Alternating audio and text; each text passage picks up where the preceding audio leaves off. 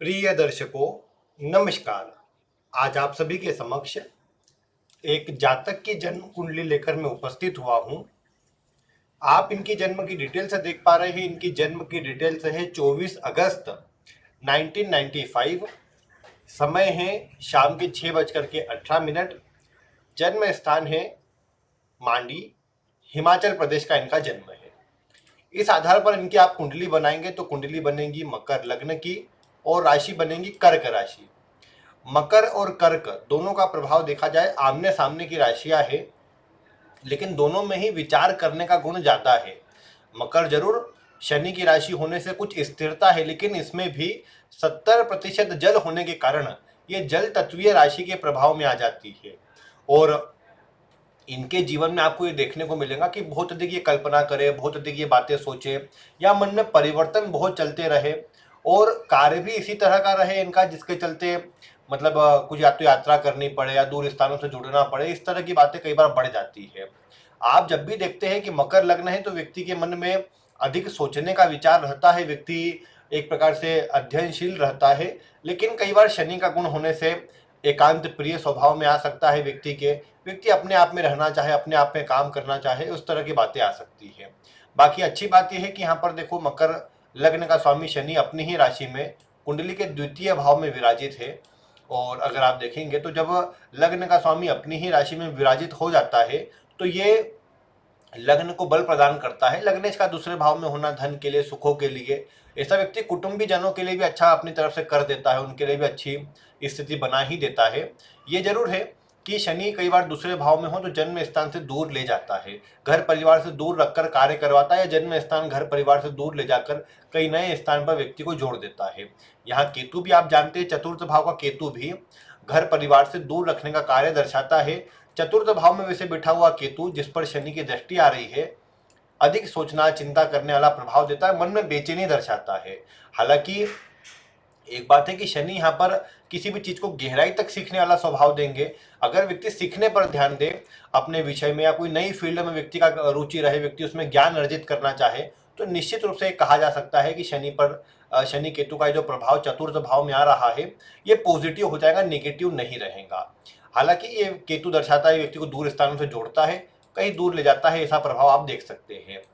फिर इस कुंडली में अगर आप देखेंगे तो कुंडली के तीसरे भाव के और कुंडली के 12वें भाव के स्वामी गुरु ही बनते हैं, और गुरु कुंडली के लाभ भाव में विराजित है। अब इस कुंडली में देखा जाए तो प्रमुख ग्रह तो बनते नहीं है। हाँ, ये बात है कि 12वें भाव से या तीसरे भाव से, 12वां भाव यानी विदेश से, तीसरा भाव यानी छोटी यात्राओं से या फिर कुछ दूर स्थानों से जुड़ने से या ट्रेवल करते रहने से व्यक्ति को ये लाभ की प्राप्ति करवाए, क्योंकि लाभ भाव में जिन भाव का स्वामी बैठता है उन भावों से लाभ होता है। तो व्यक्ति को विदेश से लाभ होगा, और मैं कहूँ कि घूमने फिरने से या यात्रा करने से, छोटे मोटे घूमने फिरने के काम करने से व्यक्ति को लाभ की प्राप्ति होंगी, ऐसा कहा जा सकता है। यहाँ पर ये गुरु लाभ भाव में बहुत मजबूत तो नहीं होते, लेकिन हाँ एक बात जरूर है कि ये गुरु यहाँ पर अपने मित्र की राशि में है, तो सकारात्मक प्रभाव देने में कमजोर नहीं है, प्रभाव इसका ठीक है, प्रभाव अच्छा देने में सक्षम है। बस ये कहा जाएगा कि व्यक्ति को इंडिपेंडेंट आगे बढ़ना पड़ेगा, ज्यादा अन्य के सहयोग की स्थिति मजबूत नजर नहीं आएगी, तो ये बात यहाँ पर कही जा सकती है इस गुरु के चलते, ये बात है।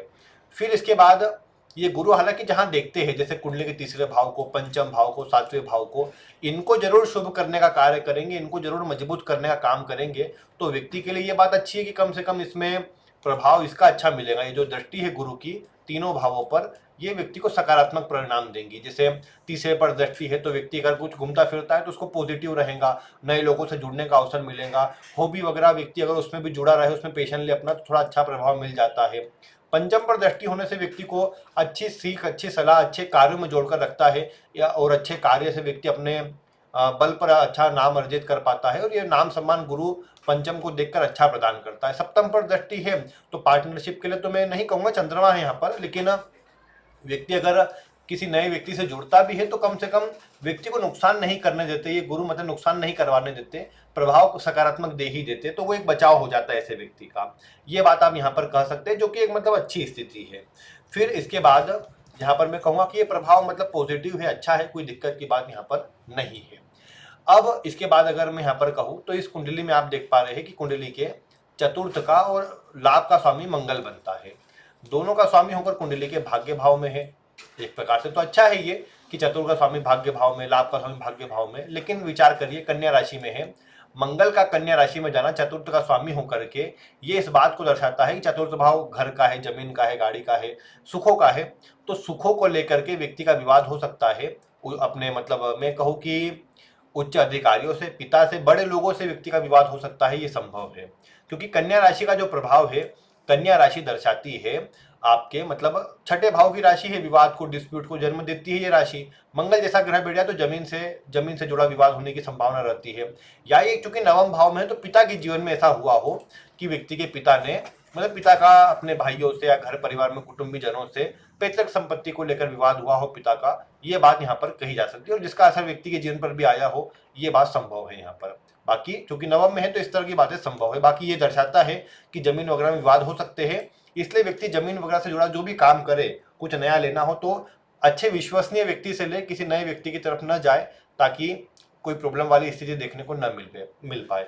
ये बात ध्यान रखना है यहाँ पर। अदरवाइज नवम भाव में मंगल है, ये जरूर थोड़ा सा मतलब कई बार स्वभाव में परिवर्तन, कभी तो बहुत धार्मिक बना देगा और कभी धर्म कर्म से पूरा दूर कर देगा, व्यक्ति की रुचि धार्मिक चीजों से हटा ही देगा।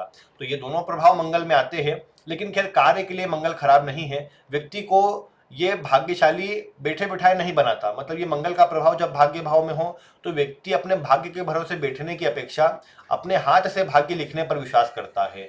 तो यहाँ पर ये मंगल कम से कम इसलिए तो अच्छा है कि व्यक्ति अपने दम पर भाग्य लिख पाएगा, अपने दम पर आगे बढ़ पाएगा। तो ये मंगल भी मतलब यहाँ पर ठीक है, लाभ का स्वामी भी है, तो ये भाग्यशाली योग बनाता है, भाग्य के दृष्टिकोण से अच्छा प्रभाव दर्शा रहा है। फिर पहले हम चंद्रमा की बात करते हैं कि सप्तम भाव में चंद्रमा अपनी ही राशि में बैठा हुआ है। चंद्रमा जब सप्तम भाव में हो तो चंद्रमा से जुड़े काम कर सकते हैं, यानी इंपोर्ट एक्सपोर्ट का, या फिर लिक्विड से जुड़ा हुआ या ट्रांसपोर्टेशन से जुड़ा हुआ काम इसमें आ सकता है। चंद्रमा है तो कुछ खाने से जुड़ा, फूड से जुड़ा हुआ काम यहाँ पर आ सकता है, जिसका प्रभाव कोई खराब नहीं रहेगा। व्यक्ति इनसे जुड़े कार्यों में, अपने कार्य में आगे बढ़ सकता है।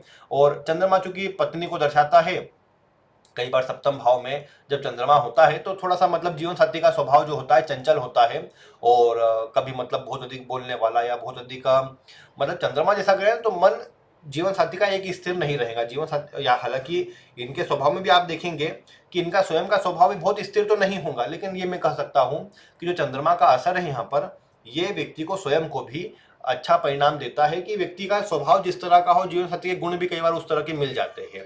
हालांकि ये आप जानते हैं कि मकर और कर्क के अंदर वैवाहिक जीवन की स्थिति बहुत उन्नत या बहुत अच्छी नहीं रहती। यहाँ यही देखा गया है कि थोड़ा उदासीन वैवाहिक जीवन होता है, जिस तरह का जीवन साथी मन में विचार होता है उस तरह का कई बार नहीं मिल पाता। तो थोड़ा सा मतलब मिला जुला वैवाहिक जीवन होता है इस राशि लग्न के अंदर, दोनों के अंदर ही।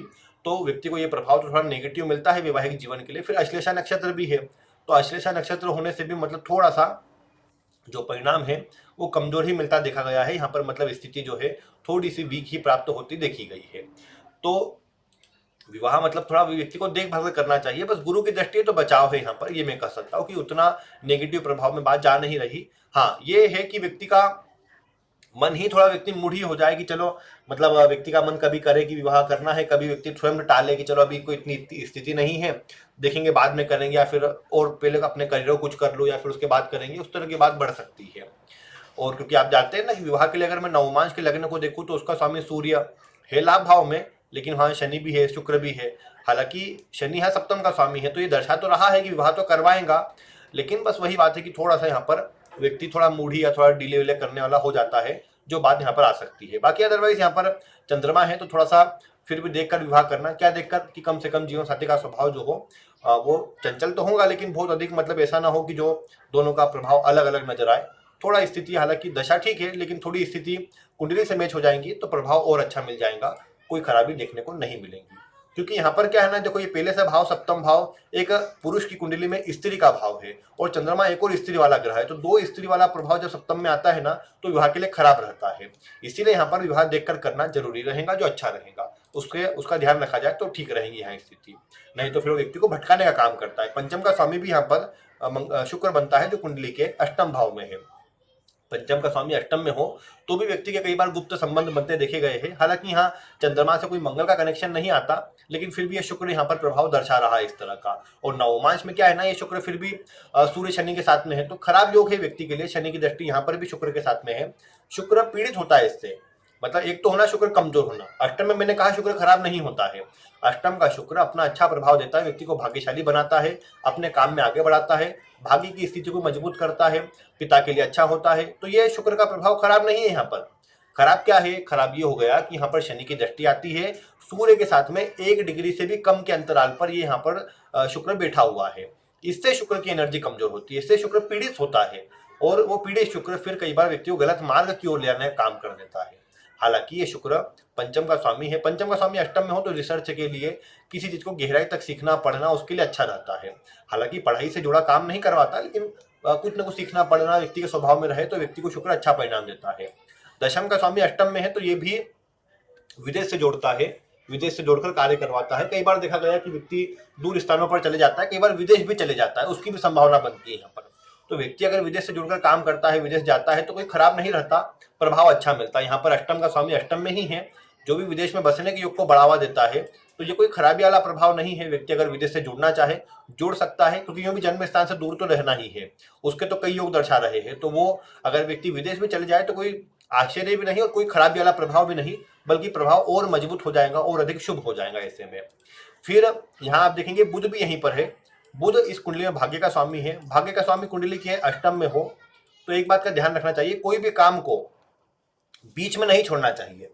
ऐसा व्यक्ति किसी भी कार्य को बीच में छोड़ दे तो फिर कार्य में रुकावट या परेशानी आने लग जाती है, या कार्य में प्रॉब्लम आने लग जाती है। अपना भाग्य भी कम होता है, पिता का स्वास्थ्य भी कमजोर होता है, पिता के जीवन में भी परेशानी चालू होती है इससे। तो व्यक्ति को अपने कार्य को, कोई भी कार्य प्रारंभ करे उसको कोशिश करे पूरा करे, ऐसे बीच में एकाएक जल्दीबाजी में कोई काम प्रारंभ न करे, क्योंकि जल्दीबाजी में कार्य प्रारंभ करने से व्यक्ति को परेशानी आ जाती है। उसका व्यक्ति ध्यान रखेगा तो अच्छा रहेगा, चिंता नहीं देखने को मिलेगी, खराबी नहीं देखने को मिलेगी इससे, और सारा परिणाम जो है वो शुभ मिल जाएगा। तो ये बात अगर व्यक्ति ध्यान रखे तो मैं समझता हूँ प्रभाव अच्छा भी रहेगा और कोई परेशानी व्यक्ति को देखने को नहीं मिलेगी। तो ये बात यहाँ पर है। हालांकि बुध 29 डिग्री पर है और ये चूंकि लग्न 25 डिग्री पर है तो ये यहीं का प्रभाव दे रहा है। क्या है ना, आप चलित कुंडली देखेंगे तो जो भी ग्रह 10 डिग्री के नीचे है, क्योंकि 15 डिग्री अगर माइनस करेंगे तो 10 लगभग आ जाएगा, 10 डिग्री के नीचे वाले ग्रह अपने से पीछे वाले भाव का प्रभाव दे रहे हैं। ये सूर्य और अगर शुक्र की बात करेंगे, ये यहाँ सप्तम भाव का प्रभाव दे रहे हैं। मतलब दशा आदि के अंदर अपने कार्य के लिए अच्छा रहेगा। जैसे शुक्र की दशा भी चल रही है तो शुक्र की दशा में अपना काम करने के लिए, अपने कार्य को आगे बढ़ाने के लिए शुक्र अच्छा प्रभाव देगा, क्योंकि सप्तम भाव में बैठा हुआ है चलित कुंडली के अंदर। और यही सूर्य भी, सूर्य अपनी दशा के अंदर सप्तम को एक्टिवेट करेगा। हालांकि सूर्य का प्रभाव वैवाहिक जीवन के लिए कमजोर होता है, सप्तम में कमजोर होता है, तो दशा के अंदर पार्टनरशिप में या वैवाहिक जीवन में सूर्य प्रॉब्लम दे सकता है, जो सूर्य की आगे दशा आने वाली है, अभी बहुत टाइम है हालांकि।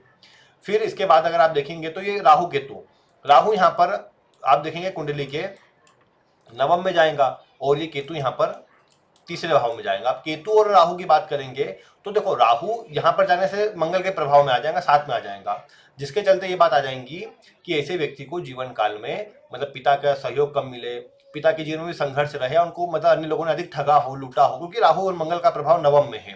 तो पिता को अधिक लोगों ने मतलब कैसे भी करके प्रॉब्लम देने का काम किया हो। हालांकि उन्होंने मेहनत बहुत करी, ऐसे समझना चाहिए, क्योंकि यहाँ पर राहु मंगल का प्रभाव है तो मेहनती प्रभाव दर्शाता है। ये मेहनत आदि पिता ने बहुत करी हो, जीवन में अच्छे आगे बढ़े हो, ऐसा कहा जा सकता है। बाकी एक बात है यहाँ पर कि कुंडली में ग्रहों का जो प्रभाव है वो कमजोर नहीं है। कुंडली में आप देख रहे हैं कि अष्टम में एनर्जी है, लेकिन अष्टम भाव मैं कहूँ कि विदेश से व्यक्ति जुड़ जाए पूरा पॉजिटिव हो जाएगा। कोई इंपोर्ट एक्सपोर्ट या मैन्युफैक्चरिंग या कोई ट्रांसपोर्टेशन से जुड़े कार्य में जुड़ जाए, कोई खराबी देखने को नहीं मिलेगी, प्रभाव अच्छा मिल जाएगा।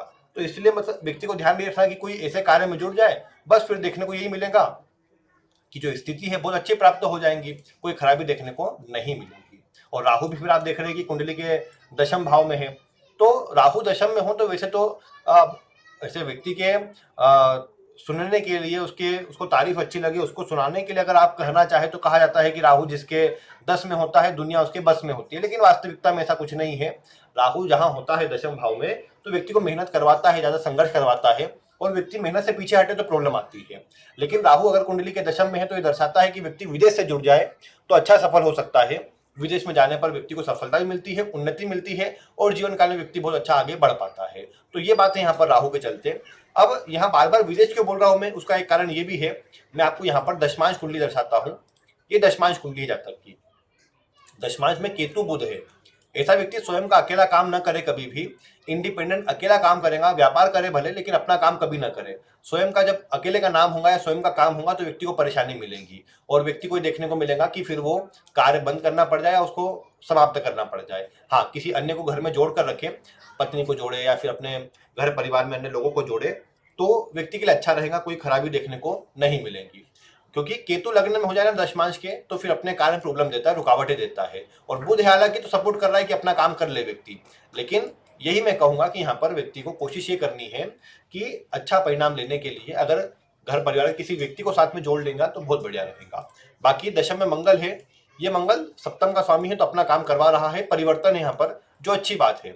यहाँ आप देखेंगे 12वें का स्वामी होकर ये अष्टम अपने दशम में है, तो 12वें का स्वामी दशम में है, मतलब क्या हुआ कि व्यक्ति विदेश से जुड़े तो अच्छा रहेगा, विदेश से जुड़ने पर कार्य करे तो बढ़िया प्रभाव मिलेगा। और अगर आप देखेंगे मंगल जैसा ग्रह है, तो यहाँ पर क्या कहेगा कि मतलब यहाँ पर क्या कहा जा सकता है कि व्यक्ति को मतलब कोई मशीनरी से जुड़े कार्यों से, किसी प्रकार के मतलब इलेक्ट्रॉनिक सामान के कार्यों से, मैं ये कहूँ कि किसी प्रकार के मंगल का प्रभाव है चूंकि, तो किसी प्रकार के मतलब गाड़ी वाहन आदि से जुड़े कार्यों से व्यक्ति को अच्छा लाभ होगा। इंपोर्ट एक्सपोर्ट तो मैंने कहा कि यहाँ पर प्रभाव में है, उससे जुड़ा काम व्यक्ति कर सकता है। यहाँ यहाँ मंगल भी, यहाँ चंद्रमा भी दर्शाता है कि इंपोर्ट एक्सपोर्ट व्यक्ति के लिए अच्छा है, तो ये अच्छा रहेगा। और कई बार तो क्या होता है ना, जैसे ऐसी अवस्था में जब लग्न का स्वामी दूसरे भाव में हो, बलवान हो, शुभ हो, तो व्यक्ति को घर परिवार में चलते आ रहे कार्य से भी लाभ मिल जाता है, या फिर घर परिवार के चलते घर परिवार की तरफ से सपोर्ट मिल जाता है, तो वो बात अच्छी रहती है इसमें।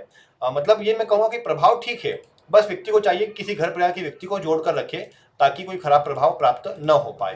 बाकी इस कुंडली में एनर्जी वाइज कुंडली में मजबूती अच्छी है और प्रभाव अच्छा है, और मतलब सभी चीजों के लिए, विवाह के लिए, सफलता के लिए, उन्नति में कोई कमी नहीं है, प्रभाव अच्छा है यहाँ पर। और अभी दशा भी शुक्र की है, देखो दशा का प्रभाव भी अच्छा चालू हो जाए। शुक्र खराब नहीं कहूंगा मैं, पीड़ित कहूंगा, लेकिन इससे होगा क्या कि थोड़ा सा भटकाव की स्थिति बने, या थोड़ी मात्रा में ये देखने को मिले कि व्यक्ति को जितना अधिक अच्छा प्रभाव एकाएक मिल जाना चाहिए वो थोड़ा कम मिले।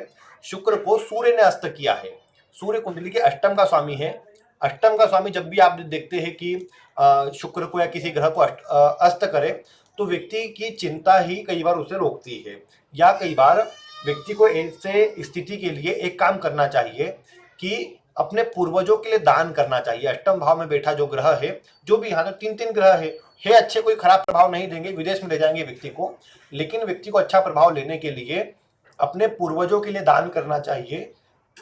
पूर्वजों के लिए मतलब प्रत्येक पूर्णिमा को, अमावस्या को किसी गरीब व्यक्ति को गौशाला में दान करे, या फिर गरीब व्यक्ति को खाने की वस्तु दान करे, या फिर अन्य कोई ऐसे स्थान पर जहां मतलब जैसे अनाथालय में या फिर कहीं पर पागल खाने जैसे स्थान पर व्यक्ति दान करते रहे। कोई छोटे बच्चों का ऐसा आश्रम है जहाँ जो मानसिक रूप से विकलांग लोग रहते हैं उनको रखा जाता है, जो छोटे बच्चे हो जो विकलांग हो, ऐसे बच्चों को कुछ ना कुछ खाने की वस्तु दी जाए। तो इससे क्या देखने को मिलेगा कि जो अष्टम भाव का प्रभाव है ये पॉजिटिव होगा, पितरों का जो प्रभाव है वो भी पॉजिटिव होगा, और सारी स्थिति अच्छी देखने को मिल जाएगी। करियर में उन्नति के लिए प्रभाव अच्छा रहेगा, और जीवन में तरक्की के लिए प्रभाव भी अच्छा रहेगा। बाकी तो विवाह आदि का प्रभाव तो ठीक है ही, चंद्रमा अपनी राशि में है, गुरु की दृष्टि है, शुभ और सकारात्मक प्रभाव मिल जाता है, ऐसे में कोई खराबी उतनी देखने को मिलती नहीं। तो ये प्रभाव ठीक है, बस ध्यान ये रखें भटकाव ना उत्पन्न हो, उसके लिए जो मैंने उपाय बताया ये करें। बाकी शुक्र का प्रभाव है यहाँ पर। अगर करियर वाइज देखे व्यक्ति को उन्नति के लिए कौन सा रत्न पहनना चाहिए, तो मैं ये कहूँगा कि यहाँ पर रत्न व्यक्ति सूर्य का रत्न पहन सकता है। सूर्य का रत्न हाँ तभी पहने जब व्यक्ति का काम कोई इलीगल वर्क ना हो, मतलब सूर्य, क्योंकि सूर्य ऐसा ग्रह है जो व्यक्ति को सही ईमानदारी से काम करवाता है। अगर व्यक्ति के काम में थोड़ी बेईमानी भी होंगी तो सूर्य का रत्न पहनने के बाद से व्यक्ति कमजोर हो जाएगा, कार्य में परेशानी आने लग जाएंगी। तो वैसी अवस्था में फिर सूर्य का रत्न ना पहने, और वैसी अवस्था में फिर रत्न ना पहने भले, लेकिन अगर व्यक्ति को लग रहा है कि मतलब व्यक्ति अगर अपना जो कार्य है वो सही ईमानदारी से करता है, उसमें कोई प्रॉब्लम नहीं है, और व्यक्ति को कोई मतलब ऐसा काम भी नहीं है कि उससे मतलब व्यक्ति कोई गवर्नमेंट को चीट कर रहा है, गवर्नमेंट से प्रॉब्लम आ जाएंगी उसके चलते, तो फिर व्यक्ति सूर्य का रत्न पहने, कोई खराबी देखने को नहीं मिलेंगी, प्रभाव अच्छा मिलेगा, और जीवन में आगे बढ़ने की ही स्थिति प्राप्त होंगी, जो कि बहुत अच्छा परिणाम व्यक्ति को प्रदान करेंगे। तो ये बात है यहाँ पर जो अच्छी है, मतलब कोई खराब नहीं है व्यक्ति के लिए। बस ध्यान रख के काम मतलब रत्न पहने। रत्न हालांकि अधिक आवश्यकता है नहीं किसी रत्न की, बस सूर्य का रत्न करियर हिसाब से अच्छा है, अच्छा परिणाम देगा, जीवन में आगे बढ़ाएगा। बाकी दशा अच्छी है, दशा का प्रभाव जब अच्छा होना तो कई बार उतनी आवश्यकता पड़ती भी नहीं। बस मैं कहूंगा कि व्यक्ति को धैर्य पूर्वक बढ़ना चाहिए, जल्दीबाजी से बचना चाहिए। बाकी अपने जीवन में व्यक्ति अच्छा आगे बढ़ सकता है, और अपने स्वयं के कार्य में उन्नति अधिक प्राप्त कर सकता है।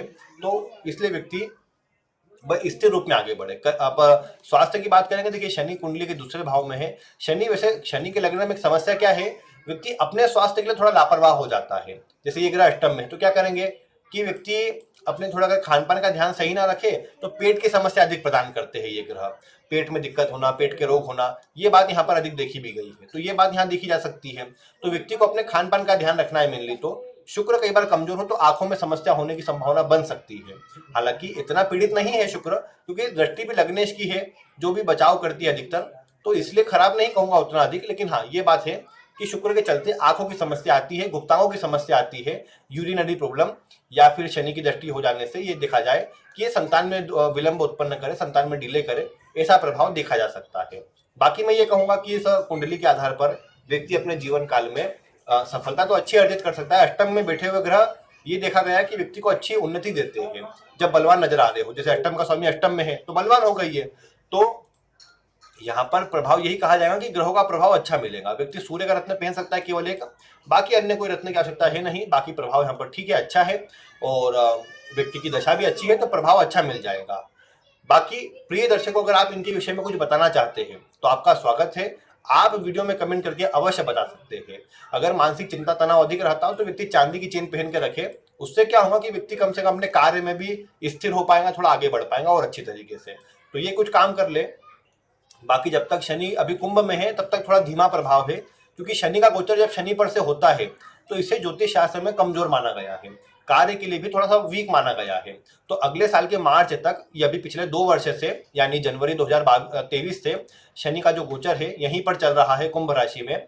जब तक ये यहाँ पर है तब तक कमजोर है। इसके बाद अगले मार्च में ये चले जाएंगे मीन राशि में, तब बहुत बढ़िया प्रभाव मिलेगा। यहाँ पर अपने ऊपर तो है ही, चंद्रमा से भी अष्टम में है, जिसे शनि की ढैया कहा जाता है, वो भी प्रभाव है। तो थोड़ा कमजोर तो है ही दोनों प्रकार से। लेकिन जब अगले वर्ष शनि का प्रभाव चले जाएगा मीन राशि में तो वहां से स्थिति और अधिक बेटर होगी, प्रभाव और अधिक अच्छा होगा और आगे बढ़ने के अवसर मिलेंगे। आगे अगले साल शुक्र में राहु लगने वाला है मई से, तो वो भी देखने को मिलेगा कि व्यक्ति के कार्य में वृद्धि करेगा। व्यक्ति को विदेश ले जाए वो भी संभव है, लेकिन कार्य में वृद्धि होंगी ऐसे समय पर, यही देखने को मिलेगा। तो ये अच्छा प्रभाव मतलब आगे का। बाकी तो जैसा मैंने कहा, प्रिय दर्शकों, आप कुछ इनके लिए बताना चाहे अवश्य आपका स्वागत है। आप वीडियो में कमेंट करके अवश्य बता सकते हैं। बाकी आज की वीडियो में इतना ही। वीडियो देखने के लिए आपका बहुत बहुत धन्यवाद।